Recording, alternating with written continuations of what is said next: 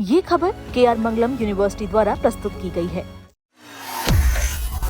अगर आप केंद्रीय कर्मचारी हैं, एनपीएस के तहत आते हैं या ओल्ड पेंशन स्कीम यानी कि ओपीएस का इंतजार कर रहे हैं, तो ये खबर आपके लिए बेहद अहम है, खासतौर पर उन कर्मचारियों के लिए जिन्होंने 1 जनवरी 2004 से पहले नौकरी के लिए आवेदन किया था और अनुकंपा के आधार पर नियुक्ति पाई थी।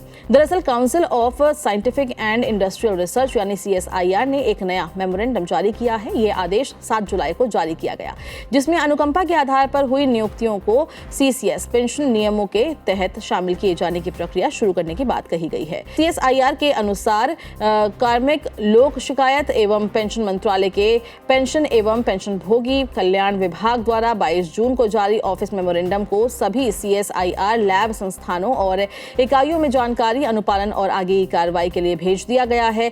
इस फैसले पर all India NPS employ federation ने खुशी जताई है। फेडरेशन के राष्ट्रीय अध्यक्ष ने कहा है कि ये उन NPS कर्मचारियों के लिए एक महत्वपूर्ण कदम है जो केंद्रीय स्वायत्त संस्थानों में अनुकंपा के आधार पर नियुक्त हुए हैं और जिन्होंने 1 जनवरी 2004 से पहले नौकरी के लिए आवेदन किया था।